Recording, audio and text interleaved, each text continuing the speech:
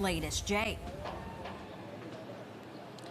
Well, Ernie and Candace, witness testimony currently underway as we speak, and during some of the more graphic testimony this afternoon, Sean Diddy Combs' daughters walked out of the courtroom. He is facing several criminal charges, as we've said time and time again: racketeering, conspiracy, and sex trafficking among them. If convicted, he faces a maximum penalty of life in prison.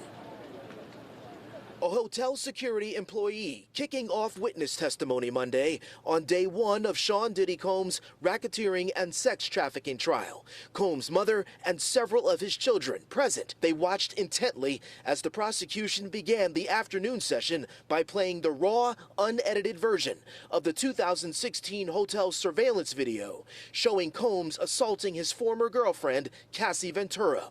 During the opening statement earlier Monday, co-lead prosecutor Emily Johnson told jurors, quote, "He was a businessman, larger than life, but there was another side to him, a side that ran a criminal enterprise: kidnapping, arson, drugs, sex crimes, bribery, and obstruction. Just some of the crimes that the defendant and his associates committed again and again."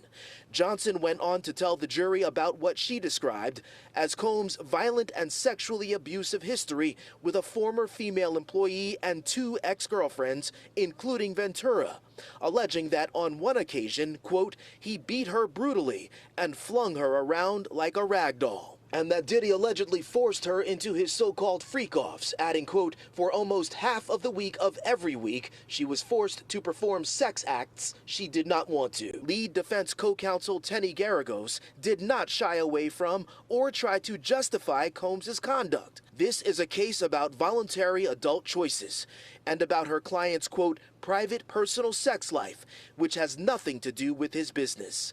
Garagos then leaned further into Combs' violent conduct. Quote, "Sean Combs has a bad temper. He gets so angry that he's out of control."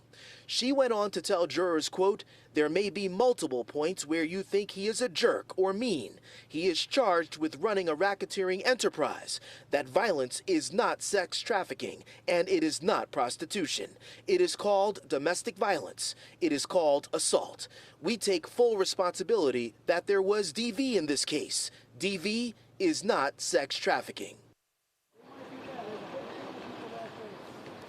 You know, we said this a couple of weeks ago. This is going to come down to who can successfully characterize the conduct at issue in this trial.